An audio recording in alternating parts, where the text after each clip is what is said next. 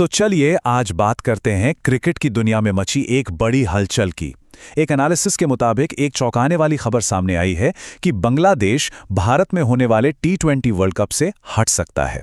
आज हम इसी विस्फोटक दावे के पीछे की कहानी को समझने जा रहे हैं, जो एक खास नजरिए पर आधारित है।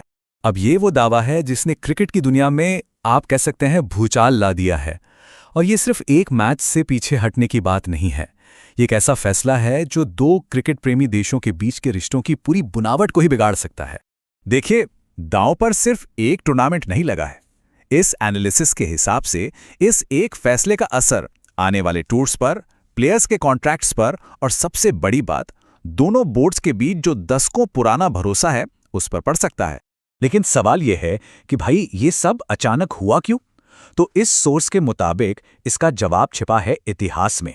एक ऐसा इतिहास जिसे ये सोर्स कुछ इस तरह से दिखाता है। एक तरफ भारत का सपोर्ट और दूसरी तरफ बांग्लादेश की कथित एहसान फरामोशी। तो चलिए देखते हैं कि ये इस नतीजे पर पहुंचे कैसे।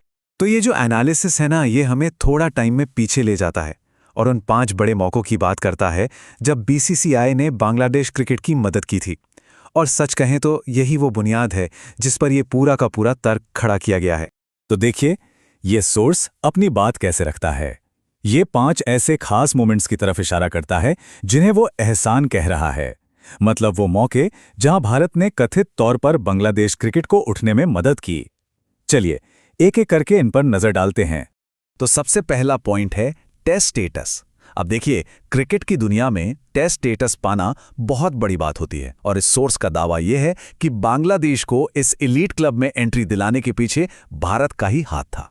ये कहानी शुरू होती है साल 2000 से और इस कहानी का एक बहुत ही अहम किरदार है। सोर्स के मुताबिक वो हैं जगमोहन डालमिया, जो उस वक्त आईसीसी के आप कह सकते हैं सबसे पावरफुल चीफ थे।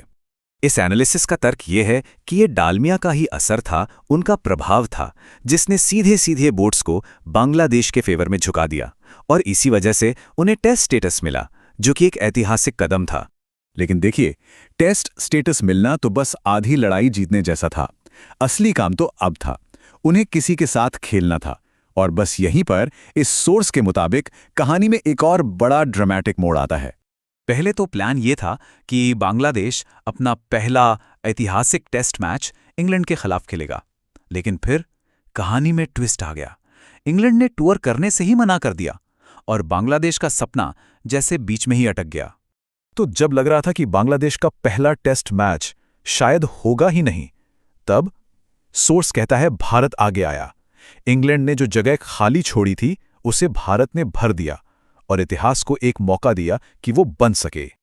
और बस फिर क्या था, नवंबर 2000 में ढाका में सौरव गांगुली की कप्तानी में भारत ने बांग्लादेश के खिलाफ उनका पहला टेस्ट मैच खेला। ये सोर्स इसे एक ऐसे काम की तरह दिखाता है जिसने सिर्फ एक मैच नहीं बचाया, बल्कि एक देश के पूरे क्रिकेट भविष्य को बचा लिया। तो ये तो हुई गुजरे वक्त की कहानी, जैसा कि इस सोर्स ने बताया है। लेकिन ये सब आज के इस विवाद से जुड़ता कैसे है? चलिए अब इन डॉट्स को कनेक्ट करते हैं। और यहीं पर इस पूरे एनालिसिस का निचोड़ है। आप देखिए, एक तरफ है भारत के कथित सपोर्ट का इतना लंबा इतिहास और दूसरी तरफ है बांग्लादेश का आज वर्ल्ड कप खेलने से इनकार। यही जो विरोधाभास है ना, यही इस सोर्स का सबसे बड़ा तर्क है।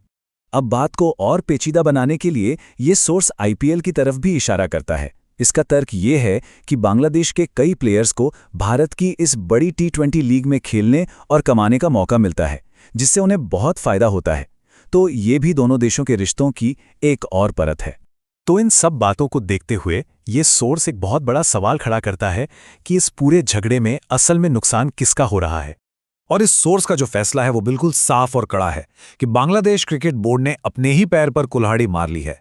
इस एनालिसिस के मुताबिक उन्होंने सिर्फ एक बड़े टूर्नामेंट में अपनी जगह को दांव पर नहीं लगाया है, बल्कि उस साथी को भी खुद से दूर कर दिया है जिसने कभी उन्हें आगे बढ़ने में मदद की थी।